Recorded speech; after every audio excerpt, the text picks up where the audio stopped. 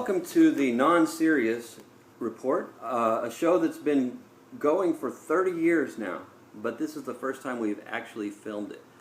We were concerned that people may have noticed its omission from television. First of all, I just want to make sure everybody knows what the best team to root for, the best basketball team to root for is if you have gas. Did you know the best team? Oh, yes. But you say it much more eloquently than I. The Spurs.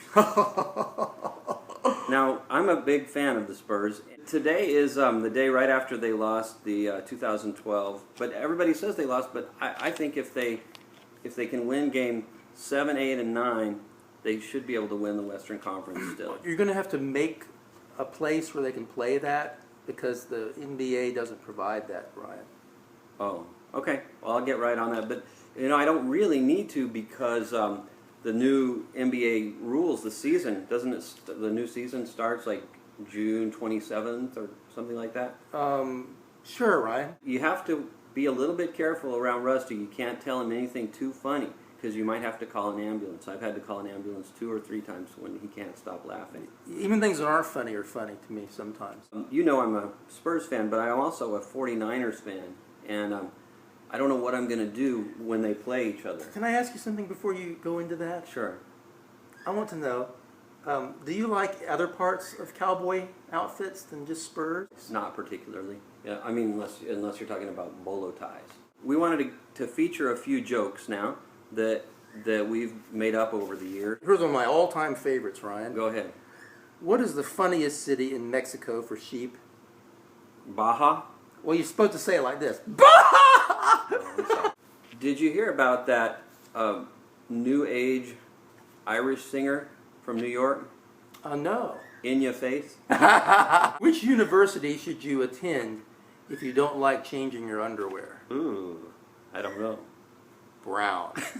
Why is Moo afraid? Because it's a cow word. Why did the hippie have to think a lot before cutting his hair short on the sides, but leaving it long in the back? What? How? He needed to mull it over. Which country is no longer there? Ghana.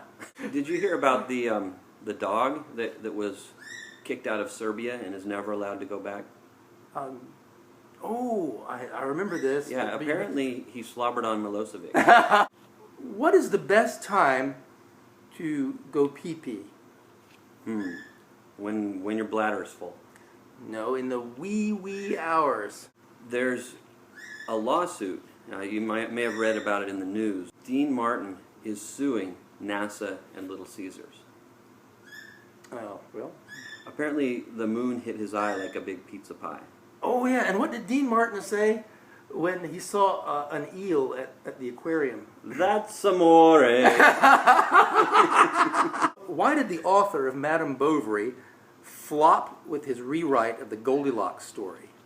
Oh, man, that's one of those that's playing hard to get. Well, do you know the answer? No, that's what I just meant.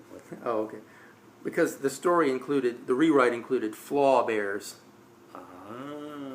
That's what we call it, dumb jokes for smart people. I wanted to tell you my 2 favorite books by Hemingway are The Old Man and The Sea. I like both of those. Why did the man put the side of his head on a record?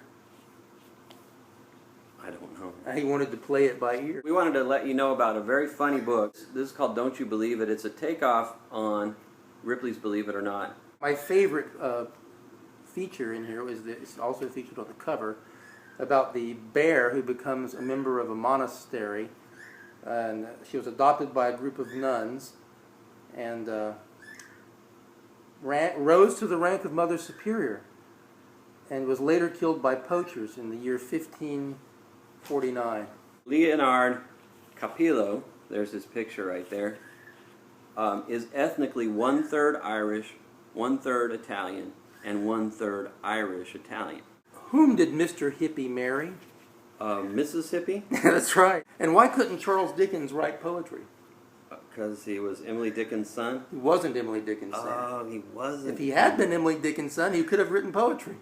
Okay. Why was Lur bruised? Bruised. Because Heil Hitler. That was hilarious. What is Candy from the Ghetto covered with? A gangsta rapper. This is just a news report I just got in. Rod McEwen burned his ear on a hot iron. Apparently he was listening to The Warm, Yes, but it got really hot, so he was listening to the Very Hot, actually. which is not... The album was never released called Listening to the Very Hot. But he wanted to release That it. was a disco album, I think. The last thing we want to do here is we're going to... Well, not for the entire lifespan. No, just for this particular show. Yes. Thank you for clarifying that. The last thing we want to do is introduce our audience member. I think we've probably only got one audience member to word salads. Rusty, what is a word salad? It doesn't have anything to do with actually eating food. What you do is you just come up with words that have very little to do with each other, and you force them together to create confusion. And if they make sense, it's not really a word salad, right? Not really. American Indian Haired Highway. Breakfast in law. Franklin bumps. Psychology, abnormal psychology. A word salad is something that is associated with schizophrenia. They do them involuntarily. We do them voluntarily. Devil spanking Viking. Tom Gray claims he made up Devil Spanking Viking, but I know the way he puts words together just doesn't make that possible. My favorite word salad of all time, Keith Girlfeet. Stunt Pope.